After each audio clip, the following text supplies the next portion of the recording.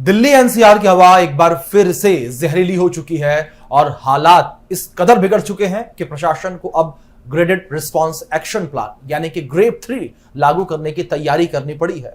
दिल्ली में AQI कई इलाकों में 400 को पार कर चुका है, जो कि गंभीर श्रेणी में आता है। इस स्थिति में लोगों की सेहत पर भी गंभीर असर पड़ता नजर आया।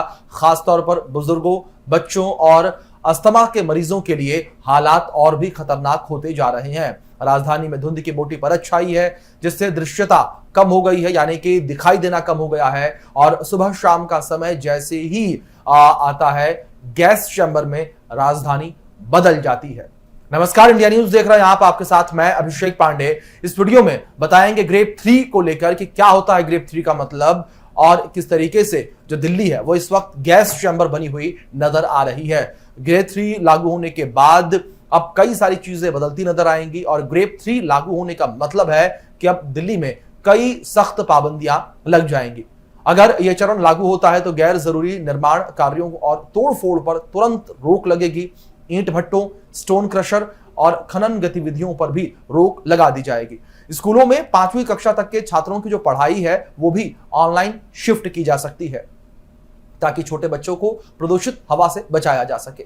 इसके अलावा डीजल जनरेटर के इस्तेमाल पर भी रोक लगाई जा सकती है, और सिवाय उन सेवाओं के जो आपातकालीन श्रेणी में आती हों, ऑफिसों को भी सलाह दी जाएगी कि वो कर्मचारियों को वर्क फ्रॉम होम की सुविधा दें, ताकि सड़क पर वाहनों की संख्या कम हो सके, दबाव कम हो सके।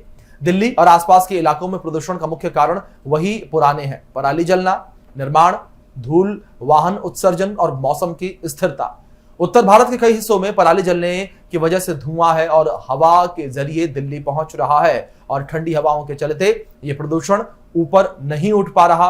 वैज्ञानिकों का यहां पर यह भी कहना है कि नवंबर के पहले 2 हफ्ते प्रदूषण के लिहाज से सबसे खतरनाक माने जाते हैं, क्योंकि इस समय हवा की गति धीमी पड़ जाती है और धुआं नीचे ही फंस जाता है, ऊपर नहीं जा पाता। केंद्रीय प्रदूषण नियंत्रण बोर्ड और CAQM लगातार हालात पर नजर रखे हुए है। अगर हवा की गुणवत्ता और बिगड़ती है तो किसी भी समय ग्रेप 3 को औपचारिक रूप से लागू किया जा सकता है। फिलहाल जनता से अपील की गई है कि अनावश्यक रूप से वाहन का इस्तेमाल न करें, सार्वजनिक परिवहन का प्रयोग बढ़ाएं और खुले में कचरा या फिर लकड़ी जलाने जैसे चीजों से आप बचें।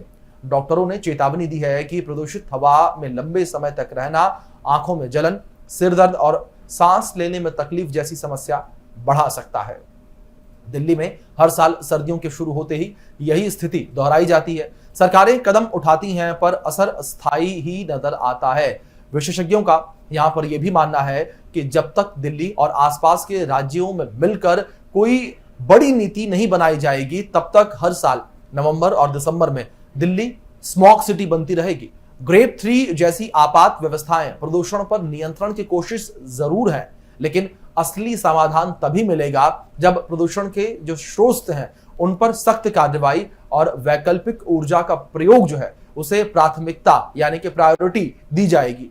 ये दिल्ली की सांसों की लड़ाई है, और इस बार फिर राजधानी को खुद को जहर से बचाने के लिए प्रशासनिक आदेशों और जनता की सजगता दोनों की जरूरत है। अब देखने वाली बात यहां पर यही है कि ये लड़ाई कहां जाकर खत्म होती है। फिलहाल के लिए वीडियो में इतना ही। बने रहें इंडिया न्यूज के साथ।